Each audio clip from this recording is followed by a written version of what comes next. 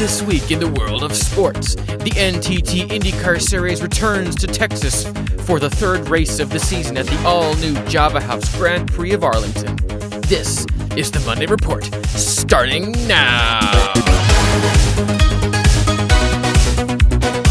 All right. Hello, ladies and gentlemen. It is Monday, March 16th, 2026, and this is the Monday Report. I'm your host, H. James K., and today we're going to be talking about the Grand Prix of Arlington, the brand new race on the season. All right, so right off the top, Kyle Kirkwood won, driving the number 27 Andretti Global Honda. Kirkwood is the king of street courses. He just is. 5 of his 6 career wins are on a street course. The dude is just absolutely dynamite on the rough and tumble, tight confines of everyday streets. So he was lightning fast in this race. He had nobody could touch him on the 9/10 of a mile long backstretch heading towards the final corner. He was easily the class of the field in that respect. Though I will admit it did take him a bit to get to the front. But then again, when you have guys like Pato O'Ward and Marcus Ericsson and Will Power and especially Alex Palou in front of you, it can be challenging. Marcus Ericsson started on the pole. This was his first pole of any kind in any race since 2013. And for the life of me, I am not even sure if Ericsson was driving in Formula One yet in 2013, when he last got a pole to start the race. Though, sadly, he did not finish in the top 5 because of a pit mistake from his team at Andretti Global. More on that later. Alex Palou finished in second. He took control of the race pretty early. He took control of the race during the first pit window when the aforementioned Marcus Ericsson, when his team had trouble getting one of the wheel nuts on I think it was the right rear tire, and that slowed them down by about 2 or 3 seconds, which allowed Palou to take the lead. Once again, more on that later. Palou then proceeded to drive away from the field from probably lap 10 until probably lap 42 or 43, 47, somewhere in there. He was very much in control. It was looking, even the commentary team was talking about how, we're doing the whole, yeah, he's probably going to win, but you never know. Don't tune out, ladies and gentlemen. He's probably going to win, blah, blah, blah. He's so good. What Alex Palou is able to do in fuel save and tire save is just, we haven't seen anything like this since Scott Dixon was in his prime. And even then, I don't think he was this good. Which says a lot, because Dixon is like the greatest driver in the history of the sport. The problem for Palou was that he was running more rear wing than Kyle Kirkwood was, so he didn't have as much speed on the straights. Even though he was a little better in the turns, it just didn't matter because Kirkwood was so much better on the straightaways. So he finished a confident second, but he really didn't have, even by his own admission, he didn't have anything for Kirkwood at the end. Will Power finished third. He continued his crashing during practice. That's 3 races in a row now. But he qualified well. He was consistently fast. Power was consistently fast, and we're starting to see the confidence in the car.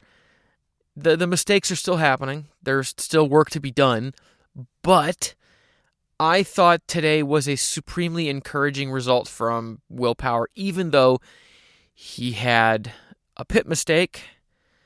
So he passed Marcus Ericsson during the first stint. I made that mistake. He passed Marcus Ericsson during the first stint and took the lead. Then, during the first pit sequence, Ericsson had a pit mistake. Yeah.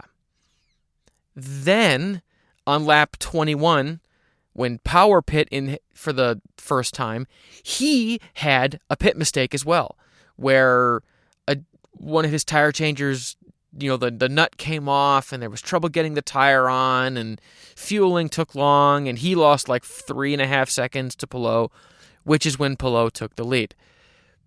The thing that makes Power's drive so remarkable is the fact that pretty much everyone who started on the red tires got off of them by the time the 10th lap was finished. And this is a race that had 70 laps. So everyone was dumping the red tires early, except for Power, who managed to do a full 21-lap fuel stint on a pair of sticker red tires, which was incredibly impressive. So impressive because he was consistent, he was fast, he was in control, until his team had a pit mistake and he lost the lead and he never got it back. But from Will Power's perspective, it was, how do I put this? As I said earlier, I thought this was an encouraging result. Even if they didn't get the result they wanted to get, they still got a podium, they still had a mistake, and they managed to recover. It was a good day. Let's talk about Pato O'Ward. So Pato O'Ward has just turned into Mr. Consistency. He continues his run of consistency this season. So far, he has finished 5th, 4th, and 5th in 3 races. This kind of consistency is what wins a driver a championship, to be honest with you. Throughout Pato's career, he's always been a hard charger. He's still a bit of a hard charger. But this year, we're seeing a maturity in his form where he's okay with finishing 4th, 5th, 4th. He's okay with being in the hunt but not getting the wins because he knows that getting a couple of wins and also finishing 4th or 5th in every other race is how you win a championship. Alex Palou won his first or second championship getting only 2 wins, but then he averaged like a 4th place finish in every other race. That it's possible to win that way, even if you aren't totally dominating. And I think this is super encouraging because he's clearly the best driver at the McLaren team. The McLaren car isn't the best car on the field. It's, I would argue, the 3rd best car in the series right now. But Pato is able to get results out of that car that none of the other 2 drivers, Christian Lundgaard and Nolan Siegel, could pull off, it would seem. And he has seemingly reined in his lack of consistency because last year he had a couple of wins, but he was up and down and up and down and up and down. And it was just constantly an issue where he was either finishing in like 2nd or 11th or 3rd or 17th. It was a problem. But this year they seem to have fixed those issues and kind of matured a little bit, and I'm so encouraged by that. That he finished 5th place on the day, and I'm just so excited about that because maybe we can see a Pato O'Ward championship. He finished 2nd in points last year, and he was a consistent contender in the previous few seasons. So maybe this is the season when he turns the corner. Gotta take a drink of water and protect my voice. All right, now we got to talk about the Andretti team because my oh my, Andretti Global is not a serious team. They are not a serious outfit. So back-breaking pit mistakes have been a problem for literally years. Pit mistakes prevented Colton Herta from having a chance to win multiple races in 2025. I would argue Colton Herta was the fastest driver in the series on average in 2023, 2024, and 2025. And you know what the common denominator in all those seasons was? He didn't win consistently because his team was constantly making mistakes in the pits. Botched fueling, a wheel nut falling off, didn't get the tire on right, tire took too long to get off, the jack, the car was dropped before the last tire was on and had to be jacked back up, or unsafe release penalty, or collisions in the pits, or running over a wheel gun, or just all sorts of things have prevented Colton Herta from winning consistently. And that comes down to Andretti Global, because it happened to Marcus Ericsson, it happened to Will Power, it happened to Kyle Kirkwood. Every single driver on the team had pit mistakes, and they were backbreaking. Like, Power and Palou go into the pits in the first sequence at the same time and pit, and it looks like Power is going to get out ahead of Palou, and then his right front tire changer doesn't get the tire on in time, and there's a 3-second delay, and Palou takes a 3-second lead. Almost the identical thing happened with Marcus Ericsson and Kyle Kirkwood. It's a problem. And they're always the same thing. Every single one was a loose wheel nut, or didn't get the tire off quick enough, or didn't get the fuel hose in quick enough. We saw all three. There were like 5 pit mistakes from Andretti Global in one race. It's unacceptable. It's unacceptable. The car is fast. The strategy was good. And yet, over and over and over, the pit crews let down their cars. You can't blame the drivers for not winning when every time they come in with the lead, they get the lead taken away because the tire changer screws it up yet again. It's just, it was really frustrating because, admittedly, I want Palou to lose all the time because I know that the more Palou wins, the less likely it is we're going to have a championship that's competitive this year. So I was like, come on, Power. If Pato's not going to do it, come on, you got to do this. And then there was a pit mistake. Okay, Kirkwood, you can do this. And then there was a pit mistake over and over and over. It's embarrassing, honestly. It's embarrassing. And it's been a problem that has constantly happened. So it just, I don't know how they change it. I don't know because they got new leadership. Michael Andretti is not running the team anymore. Dan Towers runs the team now. And they've got a new facility and they've got new equipment. I don't know how they fix the problem, but they've got to fix the problem. They've got to figure out what is going wrong in the pit stops, because it is what prevents them from contending for championships. Because even though Kyle Kirkwood is currently leading in the points, he's not going to win the championship. The last non-Penske and non-Ganassi to win a championship was Ryan Hunter-Reay in 2014. To tell you how long ago that was, they were still using the original version of the DW12, the original spec version, before the manufacturer body kits, before the IR18, before hybrids, before the aero screen. That's how long ago we're talking about. Half the drivers in the series back then are retired or driving sports cars. That's how long it's been. And it isn't because they haven't been fast. Colton Herta finished second in points 2 years ago, if I remember correctly. They have been contenders. They have been in the hunt, but they continually make mistakes and blunders that prevent them from being consistent enough to win races. And that comes from leadership. So they got to sort it out, because you cannot allow that to happen when you have the fastest cars on the track. It's unacceptable, and they need to do something about it. All right, now let's talk about the event itself. So I thought this event was an absolute smashing success. That's 2 in a row now. Because Phoenix was a massive hit, and Arlington, God, the track is so good because it's got a mixture of corners. It's got low-speed corners, high-speed corners, medium-speed corners. It's tight, it's bumpy, it's challenging, it's really fast. It had great infrastructure. It had a real podium. It wasn't just like a step ladder, in a grass field like some events. It was real infrastructure, and it had a really good racing surface and good amenities, and the crowds, oh my God, grandstand sellout. Most general admission tickets were sold.